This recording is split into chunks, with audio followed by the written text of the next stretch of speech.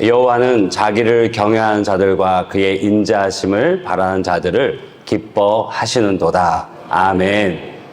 하나님께서 기뻐하시는 이들에 대해서 분명하게 말씀 주십니다. 먼저는 여호와를 경외하는 자들, 그리고 그의 인자하심을 바라보는 이들을 기뻐하신다고 말씀하십니다. 어찌 보면 두 부류의 사람을 말하는 것 같지만 한 사람입니다.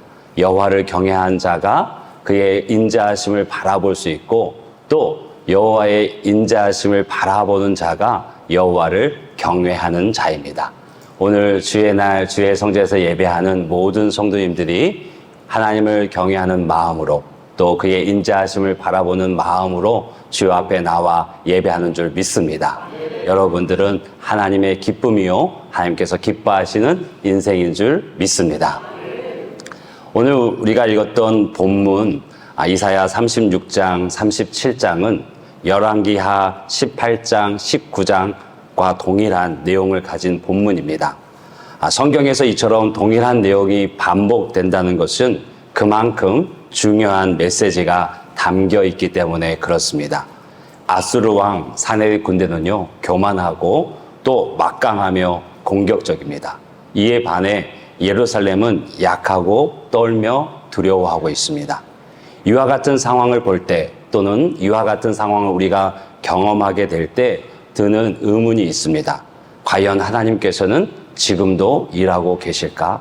또 하나님께서 지금도 일하신다면 어떤 방식으로 일하실까? 이런 의문을 갖게 되어집니다. 여러분, 우리가 믿음을 굳이 나눠보자면 과거의 사실에 대한 믿음, 그리고 현재의 믿음, 그리고 미래에 이루어질 믿음을 좀 나눠볼 수 있는데, 과거에 하나님께서 이루신 큰 역사를 믿는 것, 하나님께서 이 세상을 창조하시고 홍해를 가르시고 태양을 멈추시고 또 문둥병자를 고치셨다는 그 사실은 우리가 믿는다 말할 수 있습니다. 또 미래에 예수님께서 재림하셔서 우리를 위해서 우리를 부활시키시고 상급을 주실 것도 믿는데 그리 어렵지 않은 것 같습니다. 그런데 현재 내가 겪고 있는 위기 속에서 하나님께서 일하신다는 사실을 믿는다는 것이 제일 어려운 것 같아요. 혹 여러분의 믿음은 어떻습니까? 과거에 하나님께서 행하신 일들도 믿어지는데, 또 미래에 우리에게 주어질 그 하나님의 일하심도 믿어지는데, 오늘 내 삶, 오늘 나의 문제 가운데 함께 하시는 하나님이 믿어지십니까? 믿어지는 저와 여러분이 되기를 주의 이름으로 축복합니다. 이게 가장 믿기 힘든 것 같아요. 왜 그럴까? 왜냐하면 실제적인 고통이 있습니다. 실제적인 염려와 염려와 근심이 있어요. 또 실제적인 두려움이 있습니다. 여러분, 가난을 지나오셨던 우리 어른 세대들은 그 가난이 주는 아픔을 압니다. 고통을 압니다. 눈물을 압니다. 그 가난 가운데 있을 때 하나님께서 나와 함께 하신다는 것을 믿는다는 것이 쉽지 않습니다. 이제 지나고 나서 이전에 하나님께서 이렇게 역사하셨다라는 것, 끄덕이며 그러셨군요 라고 말할 수 있지만, 내가 지금 가난 가운데 있다면 그 속에서 역사하심을 하나님을 믿는다는 것 쉽지 않습니다. 또 내가 지금 질병 가운데 있는데 하나님께서 함께하고 계신다는 것을 믿는 것 역시 쉽지 않습니다. 내가 고통 가운데 또 관계의 깨어짐과 어려움 속에 있을 때 하나님께서 나와 함께 하신다는 것을 믿는다는 것이 쉽지 않습니다.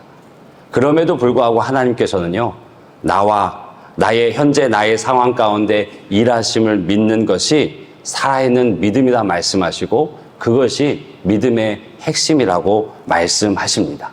어려운 일이지만 오늘 나의 삶 속에 하나님께서 함께 하시고 또 하나님께서 일하심을 믿는, 그래서 하나님이 기뻐하시는 그 믿음을 소유한 저와 여러분이 되시길 주님으로 축복합니다. 우리는 과거적 믿음 또 미래적 믿음보다 현재적인 믿음이 중요합니다. 오늘 내 삶 속에 나의 인생의 걸음길 가운데 살아 역사하시는 하나님을 확신하고 다시 삶의 자리로 돌아가 살아계신 하나님을 찬송하는 저와 여러분이 되시길 주님으로 축복합니다.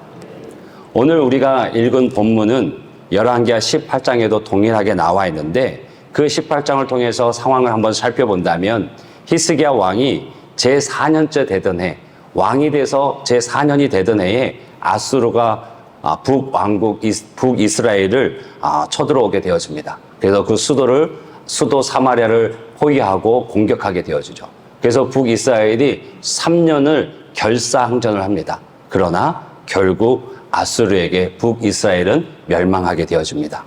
이후 아수르의 왕 사네립이 대군을 이끌고 파죽지세로 주변의 여러 나라들을 휩쓸어 버리면서 계속 남진하게 되어집니다.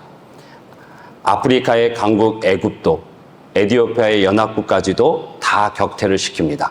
그리고 아수르 대군의 침략 앞에 지금 유다는 풍전등화의 그 운명에 쌓이게 되어진 것입니다. 오늘 우리가 읽은 본문은 이 상황의 결론입니다. 국가적, 개인적인 절체절명의 위기 앞에서 왕인 히스기야는 살아계신 하나님, 만군의 하나님께 간절히 기도했습니다. 아수르 군대 앞에서 자신의 힘으로 아무것도 할 수 없음을, 그리고 그들의 조롱과 모욕을 하는 대로 받을 수밖에 없었고, 현실의 상황 속에서 절망과 두려움이 가득했던 그때 히스기야 왕은 하나님께 기도했습니다. 그리고 하나님께서는 그 기도를 들으시고 응답해 주셨습니다. 다음 날 히스기야 왕이 목격하게 된 것은 정말 있을 수 없는 기막힌 상황이 벌어졌습니다. 조금 전까지만 해도 언제고 우리 그 예루살렘 성을 치고 들어올 아수르 군대 18만 5천 명이 시체로 되어져 있는 것을 보게 되었습니다. 그리고 그 아수르의 사네립 왕은 돌아가서 자신이 섬기던 신전에서 자신의 자녀들에게 반역을 통해 살해를 당하게 되어진 것까지 오늘 성경은 기록하고 있습니다. 하나님께서 그의 기도에 응답하신 내용이 그대로 다 이루어졌습니다. 할렐루야. 나의 기도에 이런 응답, 이런 기적, 이런 기쁨이 있는 인생이 다 되시길 주님의 이름으로 축복합니다. 전적으로 하나님의 개입으로 얻게 된 이 기적적인 승리, 상상조차 할 수 없는 방법으로 얻게 된 이 큰 기쁨이 주님을 간절히 찾을 때 주님의 은혜 안에 서 있는 자들에게 주시는 하나님의 응답이요, 하나님의 축복인 줄로 믿습니다. 결론은 이미 나아졌습니다. 지금 배경과 상황과 결과를 다 봤어요. 그러면 오늘 우리가 이 시간 함께 나누고자 하는 것은 무엇일까? 이 과정 속에서 히스기야 왕의 그 모습을 통해서 우리는 영적인 교훈을 얻기 원합니다. 상황 속에서 과정이 있었고 결과가 있었는데 우리가 함께 나누지 못했던 부분이 바로 히스기야 왕의 그 마음에 또 기도하게 된 과정입니다. 그래서 그 과정을 통해서 우리가 영적인 교훈을 얻기 원하는데 그 첫 번째 영적인 교훈은 뭐냐면 어제의 승리가 오늘의 승리를 보장하지 못한다는 것입니다. 어제의 믿음이 오늘을 지켜주지 않습니다. 오늘은 오늘의 믿음이 필요합니다. 열왕기하 18장 3절 보면 히스기야가 그의 조상 다윗의 모든 행위와 같이 여호와께서 보시기에 정직하게 행하여라고 얘기합니다. 즉 25의 나이에 왕위에 오른 히스기야 왕이 하나님 보시기에 정직하게 행했다라고 기록하고 있습니다. 이것은 하나님의 평가입니다. 또 이스라엘이 포로로 돌아온 후에 쓰여진 역대하에 보게 되어지면 32장 1절에 이 모든 충성된 일을 한 후에라고 나와 있어요. 즉 이 히스기야 왕이 왕으로 등극하고 나서 하나님 앞에 충성된 일을 행했다라고 기록하고 있습니다. 그러면 그 일이 무엇인가 보면 히스기야 왕이 정말 하나님 앞에서 그 말씀대로 자신을 세우고 나라를 세우기 위해서 얼마나 노력을 다했는지를 보게 되었습니다. 먼저는요, 성전을 정화했고 예배를 회복시켰습니다. 잊혀졌던 유월절을 회복시켰고 나아가서는 각 가정에서 섬기고 있는 지역에서 섬기고 있는 우상을 다 깨뜨리고 그 신전까지도 다 회파했습니다. 그리고 성전 제도를 정비해서 영적 지도자들이 다시 자기 직무를 다 할 수 있도록 그래서 시작하도록 도왔고 또 백성들은 하나님의 믿음을 회복하고 온전한 11조로 하나님 앞에 나아갈 수 있도록 도왔습니다. 그 일이 쉬웠을까요? 아니요. 25의 나이에 그 선대는 악한 왕이었습니다. 오랫동안 무너지고 굳어져 버린 그 신앙을 다시 세운다는 것 얼마나 힘든지 우리는 잘 압니다. 그런데 이 히스기야가 하나님 앞에 자신을 세우는 것은 물론이고 이 나라 이 민족이 결코 이렇게 가서는 안 된다는 것을 분명히 알았기에 하나님의 말씀에 부끄러움 없는 그리고 하나님의 말씀을 지켜 행하기 위해서 그는 몸부림쳤습니다. 그래서 하나님께서 축복하시길 그가 가는 곳마다 형통하게 됐다라고 말씀도 하십니다. 물론 히스기야 전에도 몇몇 좋은 왕들이 있었지만 그래서 부분적인 개혁이 있었지만 이렇게 완전하게 헌신적으로 삶의 모든 구석구석을 말씀 중심으로 개혁한 왕은 없었습니다. 그런데요, 아수르 대군이 쳐들어왔을 때, 즉 그가 왕이 되어지고 재위 4년째에 그 아수르 군대가 북이스라엘에 침략해서 수도 사마리아 성을 포위하고 공격했고 3년을 결사항전을 합니다. 그러나 망하게 되어지죠. 그러면 재위 7년입니다. 그리고 이 아수르 군대가 유다에 왔을 때는 재위 14년이니까 북이스라엘이 망하고 아니면 북이스라엘이 침략을 당한 기점부터 유다가 침략을 당하기 10년 동안 그는 아수르 군대의 무서움을 받습니다. 왜? 북이스라엘이 망했어요. 그리고 파죽지세로 주변의 나라들을 다 하나씩 정복해 가는 것을 봤습니다. 그리고 본인의 나라에 유다에 쳐들어오게 되어져요. 근데 그때 이 하나님을 그토록 잘 섬기던 히스기야 왕이 하나님 앞에서 기도했다는 말이 없습니다. 하나님을 찾았다는 말이 이사야서에도 없고요. 열왕기서에도 없고요. 역대하에도 없어요.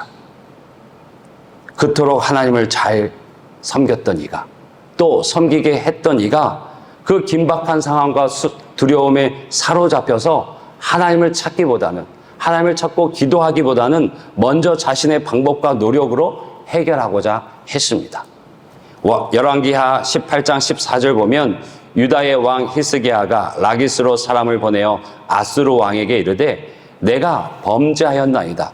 나를 떠나 돌아가소서 왕이 내게 지우시는 것을 내가 당하리이다 하였더니 아수르 왕이 곧 은 300달란트와 금 30달란트를 정하여 유다 왕 히스기야에게 내게 한지라. 지금 적군이 쳐들어왔어요. 그런데 히스기야 왕이라면 그 왕으로 등극되어져 그렇게 종교개혁을 이루었던 히스기야 왕이었다면 어떻게 해야 될까요? 성전에 나가서 무릎 꿇고 기도했어야 되죠. 그런데 기도했다는 내용이 없습니다. 주님을 찾았다는 말이 없습니다. 하나님의 이름이 한 번도 언급되지 않습니다. 자신의 방법으로 그 문제를 해결하려고 합니다. 어떻게 합니까? 사람을 보내서 아수르 왕에게 가서 내가 범죄하였습니다. 뭘 범죄했죠? 뭘 잘못했을까요? 침략을 당한 나라가 침략한 나라에 가서 잘못했다고, 범죄했다고. 그리고 어떻게 하면 당신의 마음을 돌릴 수 있겠습니까? 풀어줄 수 있겠습니까? 어떻게 하면 나를 용서해 주겠습니까? 시키는 대로 다 하겠습니다라고 말합니다. 있을 수 없는 일이죠. 근데 그 일을 히스기야 왕이 하고 있습니다.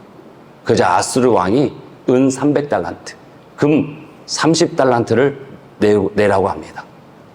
그러니 히스기야 왕이 왕국의 보물, 모든 보물을 다 긁어 모읍니다. 그것도 모자르니까 하나님을 예배하는, 하나님이 임재하신다는, 하나님의 이름을 두시고 택하신 것 성전의 금들을, 성전 문에 익힌 금까지 다 긁어서 아수르 왕에게 갖다 바칩니다. 나라의 재정을 다 털어서 하나님의 성전까지, 그 금까지, 문에 있는 금까지 긁어서 갖다 바칩니다. 회유해 보려고. 그런데 어땠습니까? 아무 소용이 없었습니다. 아수르는 챙길 재물 다 챙긴 다음에도 약속을 어기고 거침없이 대군을 몰아서 진격해 옵니다. 이 과정에서 유다 땅에 있는 성 46개가 다 함락당하고 지금 예루살렘 성만 남은 지경 가운데 있습니다. 여러분, 어제의 승리가 오늘의 승리를 보장하지 못합니다. 어제의 믿음이 오늘을 지켜주지 못합니다. 오늘은 오늘의 믿음이 필요합니다. 오직 오늘이라는 시점에서 나의 믿음을 점검해야 됩니다. 오늘 나에게 말씀하시는 하나님을 만나야 합니다. 하나님은 언제나 어제나 오늘이나 영원토록 존재한 분이지만 오늘 하나님을 만나지 않으면 그게 의미가 없습니다. 오늘 내가 걷고 살아가는 그 삶의 삶 속에서 내가 겪고 있는 그 문제 속에서 살아 역사하시는 하나님을 만나야 합니다. 그 하나님을 신뢰하고 그 하나님을 기뻐하는 신앙이 우리 가운데 회복되어야 할 줄로 믿습니다. 어제의 신앙이, 어제의 승리가 오늘의 나의 승리를 보장하지 못합니다. 바라기는 매일매일의 삶 속에 살아 역사하시는 하나님을 경험하는 하나님의 왕관의 보석 같으신 주의 성도들 되시길 주님으로 축복합니다. 두 번째는 하나님은 오늘도 우리 각 사람의 기도를 들어주시고 우리가 하나님을 찾을 때 만나 주십니다. 아멘. 아멘이시죠? 이사야서 37장 1절 3절 보면 히스기야 왕이 듣고 자기의 옷을 찢고 굵은 베옷을 입고 여호와의 전으로 갔고 왕궁 맡은 자 엘리야김과 서기관 셈나와 제사장 중 어른들도 굵은 베옷을 입으니라. 왕이 그들을 아모스의 아들 선지자 이사야에게 보내매 그들이 이사야에게 이르되 히스기야의 말씀에 오늘은 환난과 책벌과 능욕의 날이라. 아이를 낳으려 하나 해산할 힘이 없음 같도다라고 합니다. 이 기도문을 통해서 우리가 배워야 될 기도가 있습니다. 첫 번째는 옷을 찢고 굵은 베옷을 입었다는 말은 철저히 회개했다는 말입니다. 회개하는 마음으로 성전을 찾는 것이 모든 문제의 시작입니다. 모든 문제의 기초입니다. 믿으십니까? 여러분, 이 히스기야 왕이 무엇을 회개했을까요? 생각해보면 아마 하나님을 전적으로 신뢰하지 못한 것, 그것을 회개했을 것입니다. 또 하나는 혹 왕이 되어 초반에는 하나님을 섬기겠노라고 하나님도 인정하는 그런 믿음의 길을 걸었는데 눈앞에 보이는 아수르 군대를 통해서 비록 남과 북이 나눠져 있지만 북이스라엘이 멸망하는 것을 보고 주변의 나라들이 힘없이 무너지는 것을 보고 하나님을 신뢰하지 못하고 또 아수르 군대의 그 위험 앞에 본인의 그 믿음을 잃어버렸습니다. 그렇다면 자신의 삶을 돌아보겠죠. 내가 어디서 믿음을 잃어버렸는지. 또 내가 하나님 앞에서 하나님 보시기에 기뻐하실 수 없는 생각, 습관, 행동은 혹 있지 않은지 돌아보며 회개했을 것입니다. 살면서 우리는 원치 않지만, 바라지 않지만 절망적인 낙심하는 그리고 내 힘으로 어찌할 수 없는 상황 가운데 놓일 수 있습니다. 그때 하나님을 바라보고 자신을 돌아보고 교회를 한 번 더 찾음으로 하나님께 새롭게 만나는 은혜가 있기를 주님으로 축복합니다. 여러분, 삶의 문제가 진짜 문제가 아니에요. 믿음의 사람들은 이 말을 이해하실 거예요. 삶의 문제가 진짜 문제가 아닙니다. 문제 속에서 자신의 문제를 보지 못하는 게 진짜 문제고요. 삶의 문제 속에서 문제보다 크신 하나님을 찾지 않는 것이 진짜 문제입니다. 바라기는 삶의 어떤 자리에 놓여 있든 어떤 문제 앞에 놓여 있든 살아계신 하나님, 문제보다 크신 하나님을 찾는 저와 여러분이 되시길 주님으로 축복합니다. 히스기야 왕은 옷을 찢고 굵은 베옷을 입으며 진심으로 회개하며 하나님 앞에 나왔습니다. 두 번째, 왕궁 맡은 자 엘리야김, 서기관 셈나, 제사장 중 어른들도 굵은 베옷을 입었습니다. 지도자가, 리더가, 그리고 어른들이 함께 기도했습니다. 그리고 혼자만 기도한 게 아니라 또 왕이 그들을 아모스의 아들 선지자 이사야에게 보내서 이사야에게도 기도를 요청했습니다. 여러분, 기도는 함께 기도하십시오. 무슨 말이냐면 가정에 혹시 문제가 있으세요? 그러면 부모님들이 아니면 믿음의 사람이 먼저 기도하게 되겠지만 믿음의 가정이라면 믿음의 또 다른 배우자가 있건 자녀가 있다면 함께 기도하십시오. 자녀들이 어려서 기도하지 못한다. 그것은 우리 생각입니다. 여러분, 가정에 어떤 문제가 있으세요? 누가 아프세요? 경제적인 문제가 있으세요? 어떤 기도해야 될 제목이 있으세요? 자녀가 학업과 진로에 문제가 있으세요? 그러면 같이 기도하세요. 자녀와 함께. 자녀 수준에 맞게 문제를 얘기해주고 함께 기도하면 됩니다. 자녀는 자녀 수준으로 기도하면 되고 부모는 부모 수준으로 기도하면 돼요. 믿음이 큰 사람은 믿음이 큰 수준대로 기도하고 믿음이 약한 사람은 믿음이 약한 수준대로 기도하면 돼요. 그러나 중요한 건 뭐냐면 그 기도 후에 이루신 하나님의 결말을 또 함께 나누십시오. 그러면 아이들도요. 그렇게 엄마랑 가족이 함께 기도했는데 하나님께서 이렇게 응답하셨구나를 함께 나눌 때 인생 가운데 가정 가운데 함께 하시는 하나님을 경험하게 되어집니다. 이것이 살아있는 신앙교육이에요. 아이들은 몰라도 돼 하고 부모님이 다 감당하지만 믿음의 부분은 아닙니다. 아이들에게 열고 같이 기도할 수 있고 그래야 아이들도 내가 가족에 내가 우리 집에 이런 문제를 두고서 같이 기도했는데 하나님께서 이렇게 도우셨구나. 그것을 알고 경험하게 되어지는 거예요. 바라기는 여러분 가정에 문제가 있으면 가정이 나누십시오. 근데 가정에 나 혼자밖에 없습니까? 그러면 믿음의 지체들과 함께 나누십시오. 교회 일도 마찬가지입니다. 직장의 일도 마찬가지입니다. 직장에 어려운 일이 있으세요? 그러면 직장 내에 믿음의 사람을 만나 함께 기도하십시오. 하나님께서 이렇게 말씀하십니다. 주님께서 이렇게 말씀하십니다. 진실로 다시 너희에게 이르노니 너희 중에 두 사람이 땅에서 합심하여 무엇이든지 구하면 하늘에 계신 내 아버지께서 그들을 위하여 이루게 하시리라. 아멘. 아멘. 몇 사람이요? 두 사람. 그렇죠? 최소 두 사람이 땅에서 합심하여 무엇이든지 구하면 하늘에 계신 내 아버지께서 그들을 위해서 이루게 하신다라고 약속하셔요. 바라기는 교회나 가정의 그런 기도의 제목들이 혼자만의 문제가 아니고 함께 기도하고 함께 하나님의 응답을 볼 은혜의 통로가 되기를 주님으로 축복합니다. 하나님께서 반드시 응답하시고 반드시 이루시는 것을 보게 하실 줄로 믿습니다. 세 번째는 히스기야는 전적으로 하나님을 의지했습니다. 자신을 바짝 낮췄습니다. 말씀을 보게 되면 이사야에게 이르되 히스기야의 말씀에 즉 왕이 히스기야에게 히스기야 왕이 이사야 선지자에게 기도를 요청하며 보내면서 한 말이 무엇이었냐면 오늘은 환난과 책벌과 능력의 날이라 아이를 낳으려 하나 해산할 힘이 없음 같도다라고 얘기해요. 왕입니다. 일국의 왕입니다. 그런데 선지자 이사야에게 말하기를 오늘은 환난과 책벌과 능력의 날이다. 더 정확하게 얘기하기를 아이를 낳으려 하나 해산할 힘이 없다. 아이를 낳는다는 거 기쁨입니다. 축복입니다. 그런데 그 아이를 해산할 힘이 없어서 아이도 산모도 위험한 슬픔과 저주의 날이라고.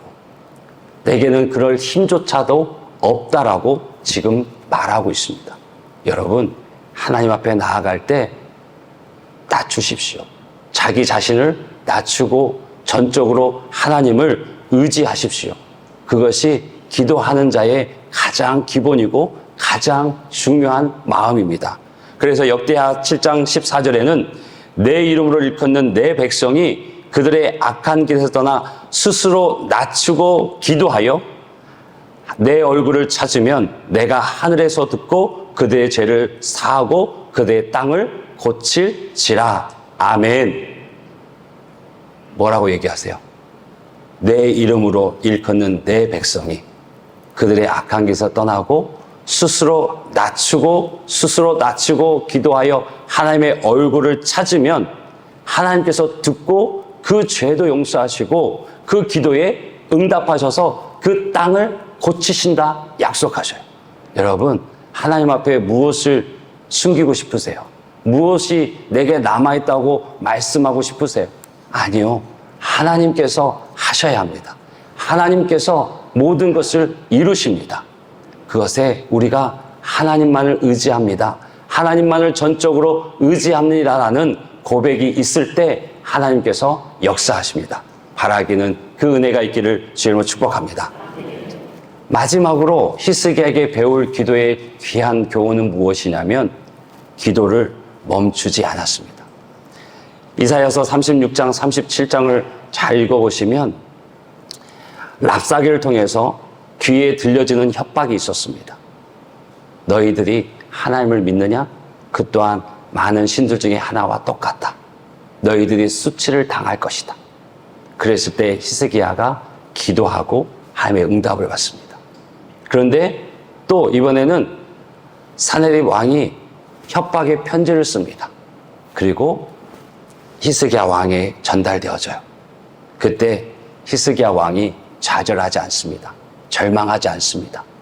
기도를 하고 그래서 상황이 나아져야 되는데 더 큰, 더 두려운 글이 내 눈앞에 있을 때 히스기야 왕은 무너지지 않았습니다.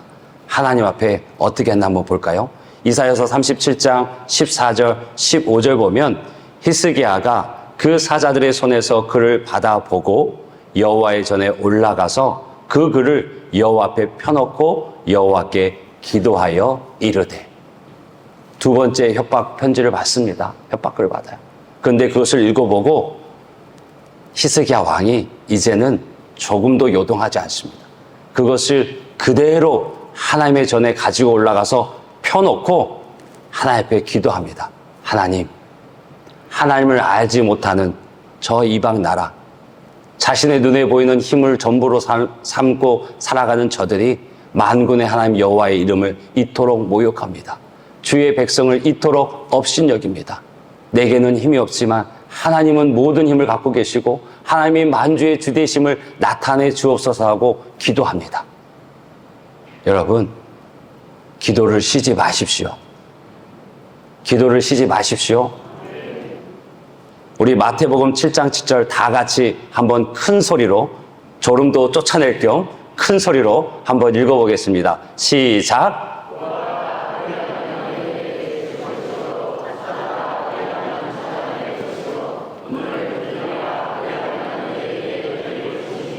아멘. 마태복음 7장 7절 마칠칠 다 외우시죠? 외우세요? 하나님이 주신 축복의 말씀입니다. 구하라, 찾으라, 두드리라. 이 말씀이요, 이 동사들이 미완료 시제예요. 그게 무슨 뜻이에요? 한 번 기도했다는 게 아니에요. 어쩌다 기도했다는 게 아니에요.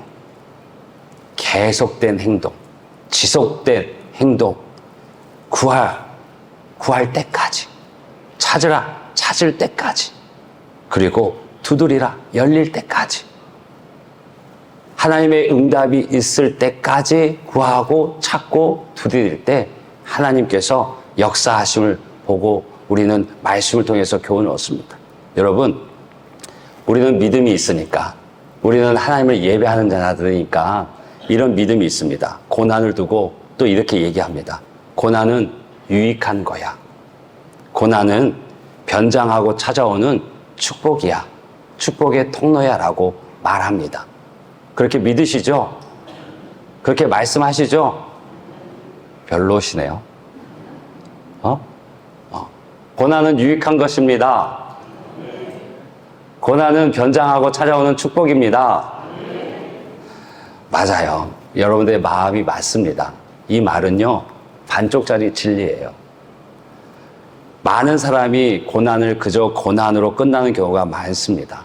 왜 고통이 축복의 통로가 되지 못하고 고통으로 끝날까? 그칠까?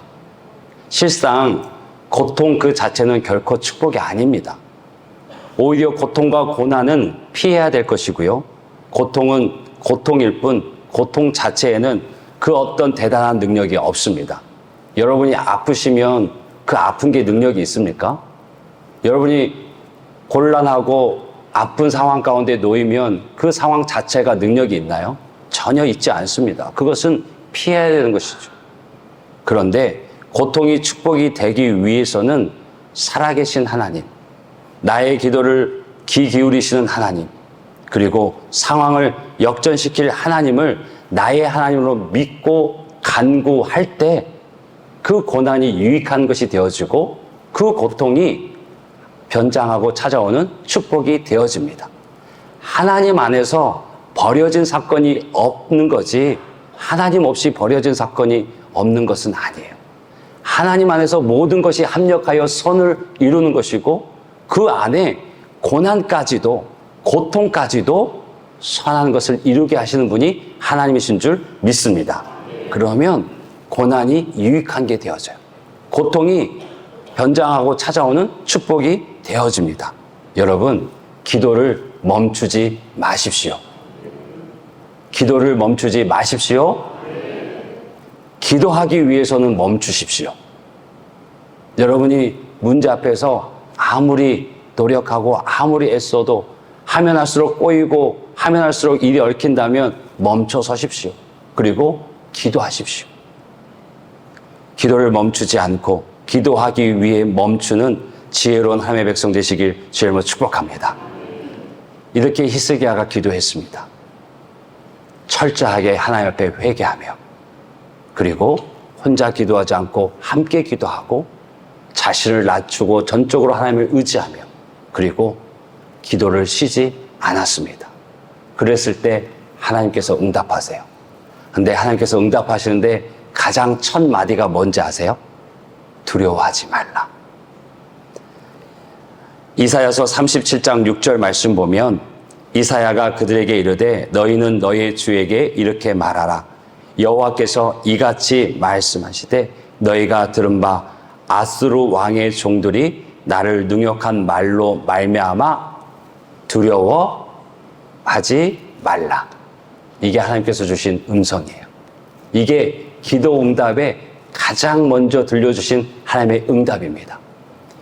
여러분, 사사기 7장에 보면 하나님의 군대로 32,000명이 모입니다. 그런데 하나님께서요, 그 32,000명이 다 필요 없다 말씀하세요. 그리고 300명으로 줄이는 과정에서 몇 가지 검증 절차가 있으셨어요. 그런데 그 첫 번째 탈락 기준이 뭔지 혹시 기억나십니까?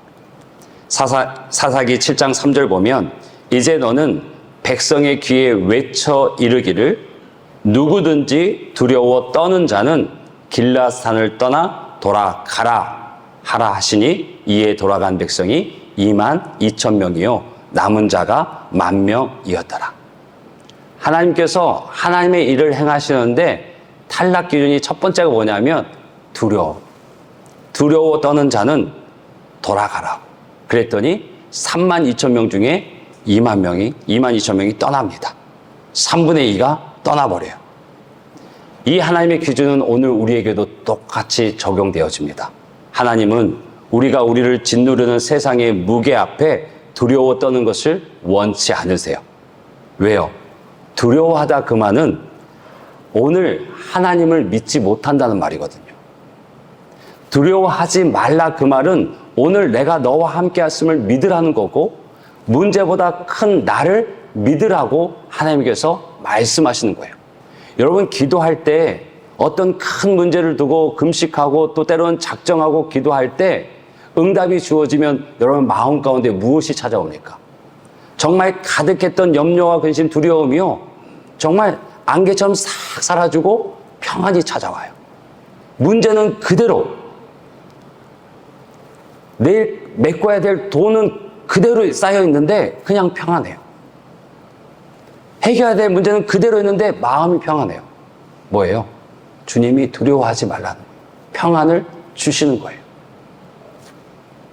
그래서 하나님은요, 주의 백성들이 가정에서 직장에서, 삶의 현장에서 하나님의 자녀답게 당당하게 살아가기를 누구보다 원하세요. 여러분, 자녀들 키우시잖아요. 자녀들이 이런저런 문제로 세상에 쭈글쭈글하면 보기 좋으세요? 지 인생 지가 사는 거지. 그러십니까?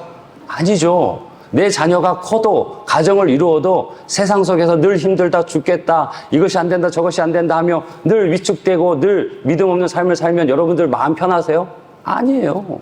문제가 있어도 믿음으로 치고 나가길 원하고, 문제 있으면 앞에 매달리는 모습을 보기 원하고, 육신의 부모도 그러잖아요. 그리고 육신의 부모도 도울 수만 있다면 돕길 원하잖아요.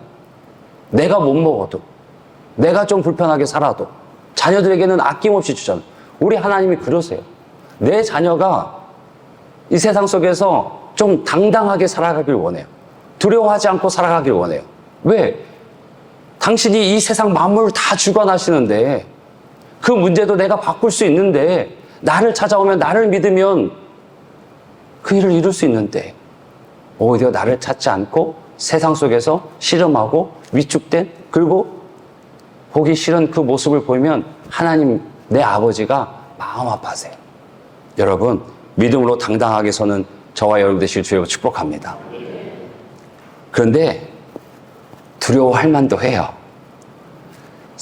사사기 7장 12절 보면 미디안과 아말렉과 동방의 모든 사람들이 골짜기에 누웠는데 메뚜기의 많은 수와 같고 그들의 낙타 수가 많아 해변의 모래가 많은 같은지라라고 얘기해요. 뭐예요? 지금 32,000명이 모였는데 적군은 해변의 모래와 같이 많대요. 메뚜기 같이 가득하대요. 그러니까 두려워하는 거예요. 떠는 거예요. 누가 그 앞에서 두려워하지 않을 자 있습니까? 그런데 믿음의 사람은 하나님의 말씀을 붙잡고 두려워하지 않습니다. 하나님께서 뭐라고 말씀하시냐면 우리 신명기 20장 1절 말씀 한번 같이 읽겠습니다. 시작. 내가 나가서 적군과 싸우려 할 때에 말과 병과 백성이 너보다 많음을 볼지라도 그들을 두려워하지 말라. 애굽 땅에서 너를 인도하여 내신 내 하나님 여호와께서 너와 함께 하시니라. 아멘. 아멘. 이럴 땐 아멘 크게 하셔야 되는 거예요. 우리에게 주시는 말씀이거든요. 그렇죠? 뭐라고 말씀하세요? 우리말로 바꿔보면 우리가 가정에 문제가 있어요. 직장에 문제가 있어요. 진로에 문제가 있어요. 또 여러 가지 상황 속에서 얽혀진 문제 속에 있어요. 근데 그것을 볼 때 두려워하지 마라. 내가 너를 구원했다. 내가 너를 사랑하고 내가 너를 구원하기 위해서 십자가에서 내 아들 내어주었고 그로 인해 모든 죄와 사망의 권세를 깨뜨려 영원한 생명을 주고 영원한 그 축복 가운데 너를 인도했는데 왜 두려워하냐? 내가 너와 함께 있다라고 말씀하시는 거예요. 여러분, 그 은혜로 살아가는 겁니다. 여러분, 하나님의 자녀잖아요. 맞죠? 한번 물어보세요. 당신 하나님의 자녀 맞으십니까? 빨리 물어보세요. 권사님 하나님의 자녀 맞으세요? 뭐라고 답하십니까? 설마 글쎄 이러신 거 없죠? 다 하나님의 자녀예요. 그 하나님의 자녀는요, 속된 말해서 죄송하지만 뭐 고스톱 쳐서 딴 것도 아니고, 그렇죠? 우리가 뭐 돈 많이 모아서 딴 것도 아니에요. 오로지 전적인 하나님의 은혜로.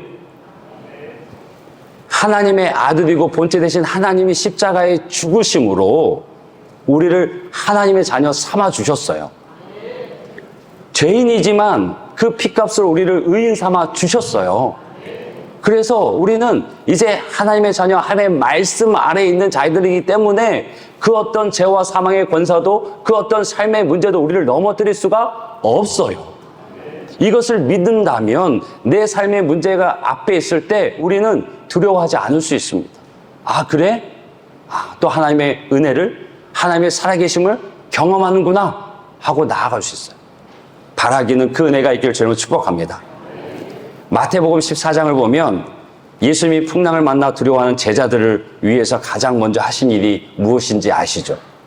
마태복음 14장 27절 보면 예수께서 즉시 이르시되 안심하라. 나니 두려워하지 말라. 뭐라고 얘기해요? 안심해라. 나야, 예수야. 그러니 두려워하지 마. 그렇게 말씀하시는 거예요. 오늘 이 시간 여러분들에게 주님께서 말씀하셔요. 두려워하지 마라. 나야. 내가 너와 함께 있어. 안심해. 그렇게 말씀하십니다. 그 은혜가 있기를 주님으로 축복합니다. 예수님은요, 바람을 먼저 잠재우지 않으셨어요. 문제는 그대로 있습니다. 제자들이 두려워하는 근원적인 문제가 그대로 있어요. 그런데 말씀하신 게 뭐냐면, 나다. 내가 너와 함께 있다. 안심해라. 두려워하지 말라. 이것이 무엇을 의미합니까? 상황이 아닌 주님을 바라보라고. 베드로가 주님을 바라봤을 때는 물 위를 걸었어요. 그런데 파도를 보니까, 물을 보니까 두려워 빠졌어요. 여러분, 두려움은 하나님께서 원하시는 것이 아닙니다. 디모데후서 1장 7절 보면 하나님이 우리에게 주신 것은 두려워하는 마음이 아니요. 믿으십니까?